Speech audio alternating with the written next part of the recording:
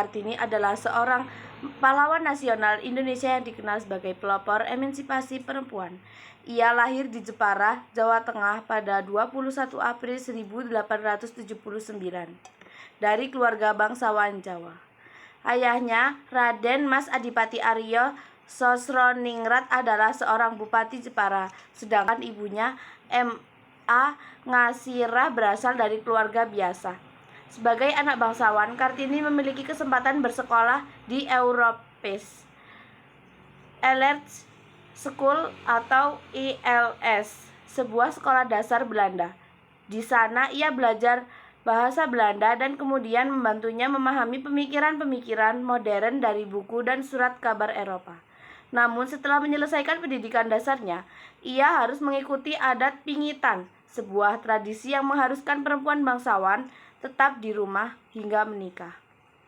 Meskipun terkurung dalam tradisi, Kartini tetap haus akan ilmu. Ia membaca banyak buku tentang kemajuan peradaban barat, emansipasi perempuan, dan pendidikan. Ia juga berkorespondensi dengan teman-teman Belandanya seperti J.H. Abendanon dan Stella Zeehandelaar untuk berdiskusi mengenali keinginannya dalam memperjuangkan hak perempuan, khususnya dalam pendidikan. Pendidikan dan masa pingitan. Kartini mengenyam pendidikan di ELS hingga usia 12 tahun. Setelah itu ia dibingkit sesuai adat bangsawan Jawa. Dalam masa pingitannya, Kartini banyak membaca buku dan menulis surat kepada teman-temannya di Belanda. Ia mulai menyadari bahwa perempuan di Indonesia memiliki keterbatasan hak, terutama dalam hal pendidikan dan kebebasan pendapat. Perjuangan melalui surat menyurat. Melalui surat-suratnya, Kartini mengungkapkan keinginannya untuk melihat perempuan Indonesia mendapatkan pendidikan yang baik. Ia mengagumi sistem pendidikan di Eropa. Ia memberi kesempatan yang sama bagi laki-laki dan perempuan. Ia juga menyoroti bagaimana perempuan Indonesia seringkali hanya dianggap sebagai pelengkap dalam keluarga tanpa diberikan kesempatan untuk berkembang.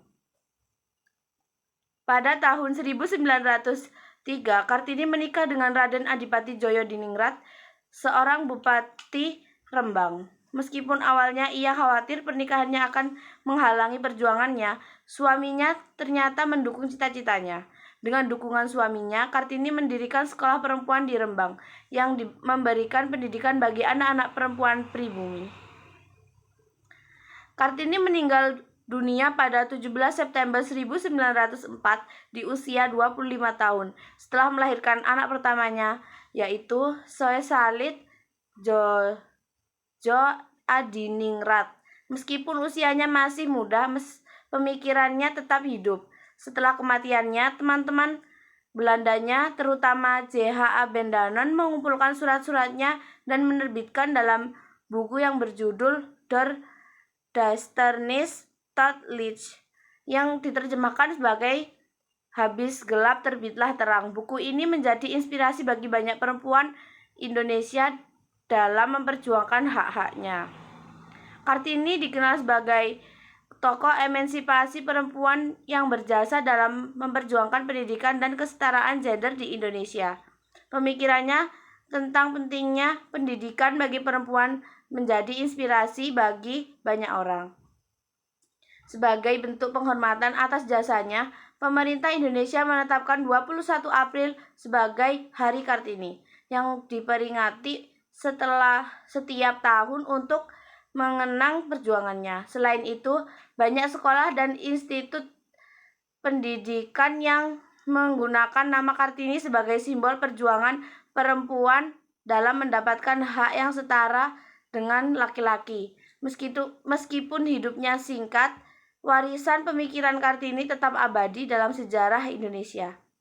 Ia tidak